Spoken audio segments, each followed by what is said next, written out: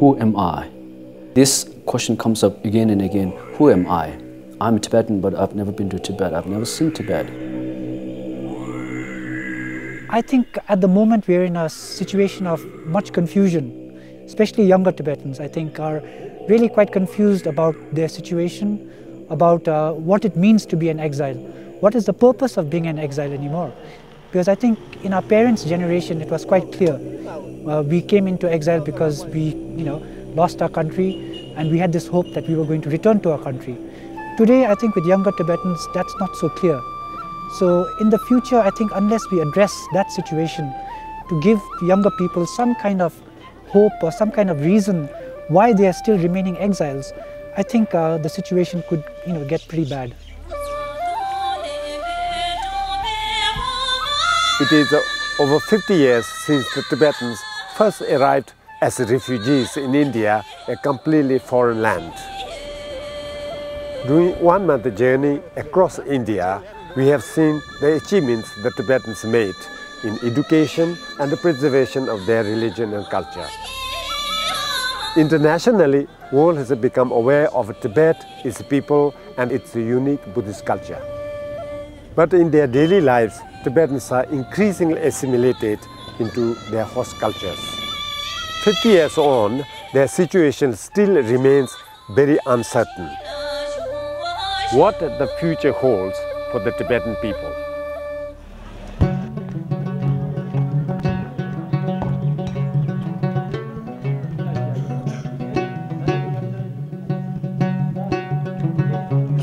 My name is Tenzin Ende, and I came from Tibet in year 2003, and it's the beginning of year and it's winter.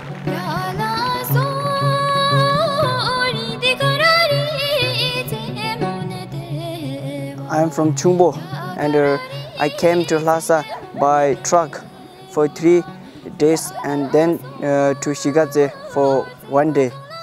Then we crossed the Tsambo, and then we started our journey by walking.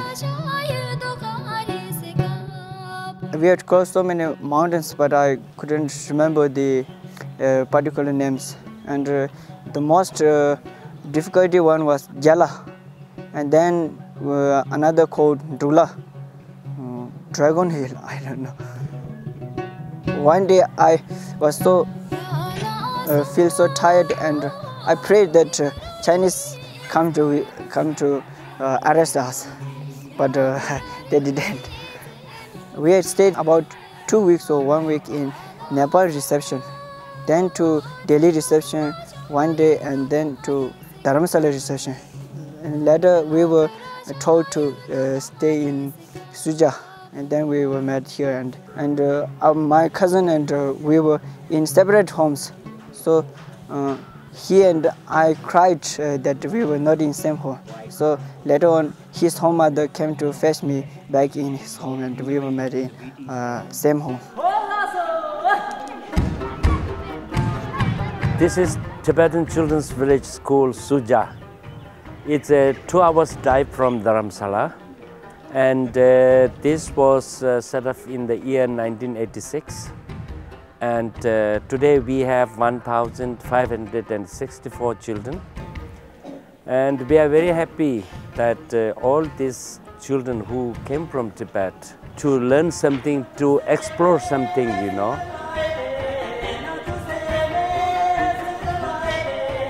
I don't know my actual age, because in Tibet, our village, all were illiterate. Only some monastery lamas and some school teachers knows. So I don't have my birthday, but in registration it says 20 years now. In the beginning, in 1960, we established first school of 50 students. Now these days we have about 20,000 and some more number.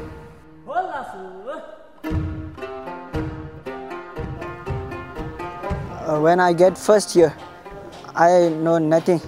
Only can read some Tibetans. Now I can read Tibetan, English, and make some calculations and some general knowledge of the world.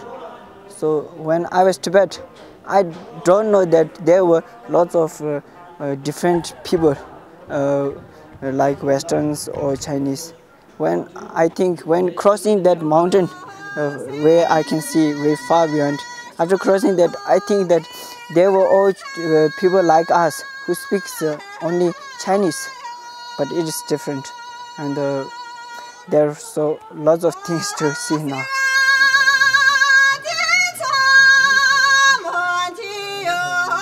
We give education in our school, modern education and traditional education.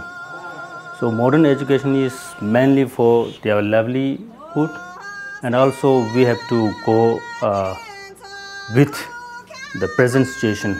Therefore we are giving modern education, as well as they have to preserve our culture, so we give our traditional education for them.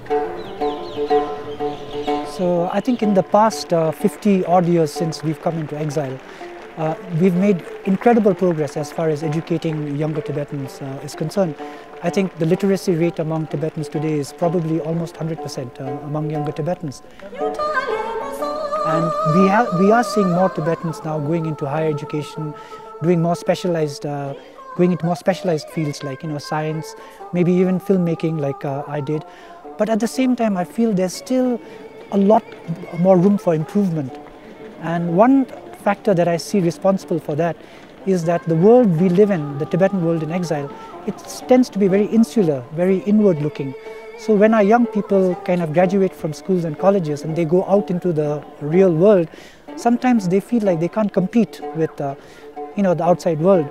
So I think that's an area that we really need to target and improve, to teach them that you're just not a refugee, not to have this refugee mentality, that with education you can go out into the world and compete.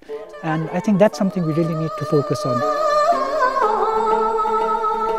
That, I think, is one positive aspect for Tibetans, not to get stuck in our own small community, but to go outside and to look at the box from outside the box. So if you go only when you step outside of our society, then know how much we have to cover and what distances do we have to travel, and then based on which they can say, okay, that much was what I saw when I was inside the box.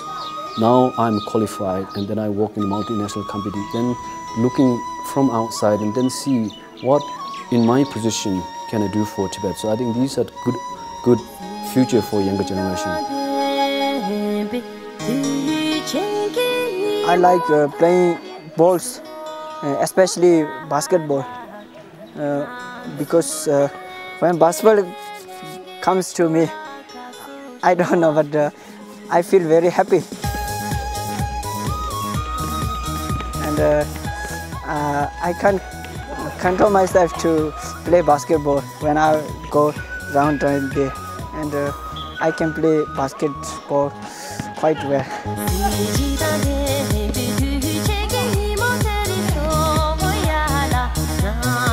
Many things have changed, both inside Tibet and in the Tibetan diaspora.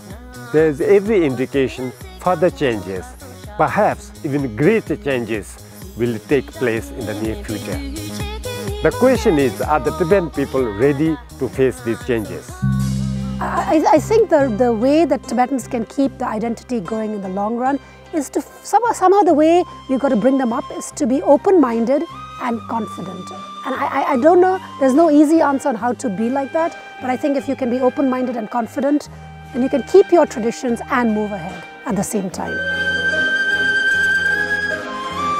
Actually, I like to be an actor because I see them lots of fun. They could travel lots of places and come to contact with lots of people and can know lots of situations of these peoples.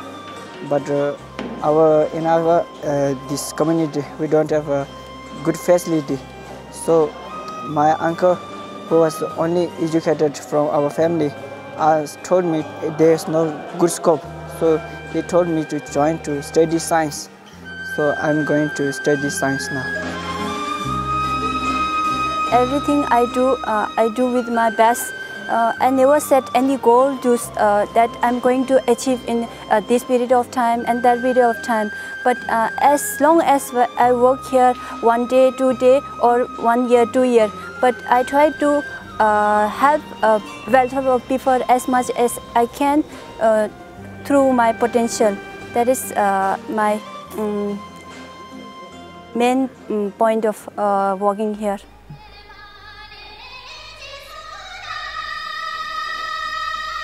So in future, about to say that after 10 or 15 years, I don't think that we may, feel regret that our students had not taken much interest while they are in school in our own language.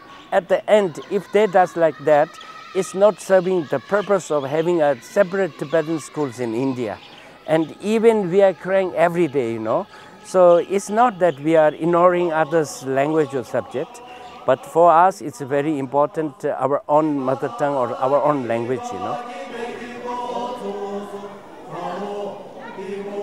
I think the current situation in India now will change.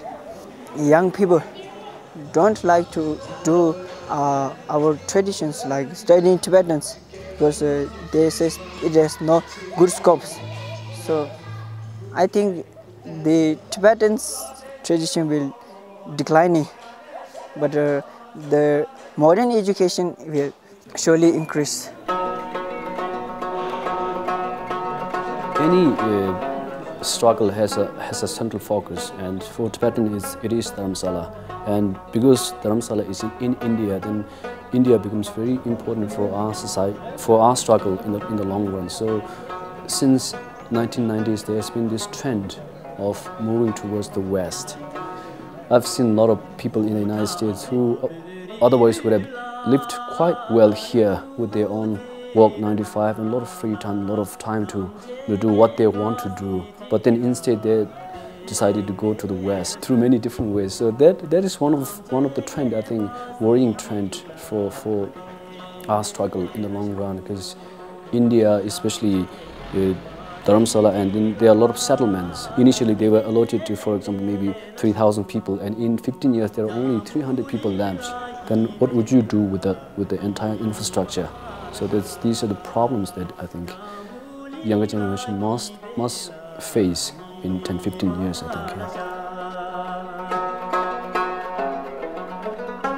Nowadays, we are living in 21st century, and there are so many socialized networks and there's so many technology. So mostly Tibetan youngsters should adopt those technology, and we socialize more with the other world, and we will be our Tibetan issue and our Tibetan living environment should be aware to other world. So it will be more brighter in future, and if youngsters adopt those technology.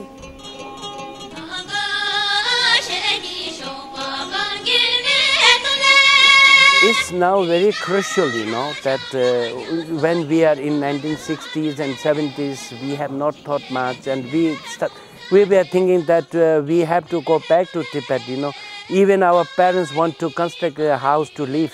We say, oh, don't waste your money there because we have to go back to Tibet. Now see, the situation is changing, but I believe that with the blessings and with His Holiness, there may be a good change in future, but I can't say exactly now, but it's our hope. One thing that I feel is really important for us exile Tibetans to kind of develop and promote is this idea of democracy that His Holiness has been pushing on us, and which I feel is really important, that we take this on board and we really take the responsibility of what it means to be part of a democracy. At the moment, although we are taking the first steps into being a democratic society, there's still a lot of stumbling blocks. The idea of a secular democracy, I don't think, has really taken hold among Tibetans. And I would hope that younger Tibetans especially break that barrier and really take on board the responsibilities of being in a democratic society, because we are the examples for the Tibetans in Tibet.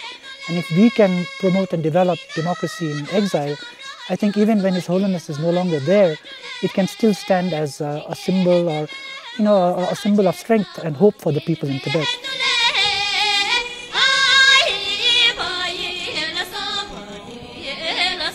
So I think in principle our people are really prepared to really should be prepared to face the future. Now the thing is, we are so used to depending on His Holiness that we cannot think of a day when He's not with us. And this is very difficult, including myself, to think of a day when He's not there. And to do that, I think we have to look into the community, into everything that we have been doing till now, and see where can we do it better. And I think to start this, the most important thing is our people have to be together, united together, focused on the right points.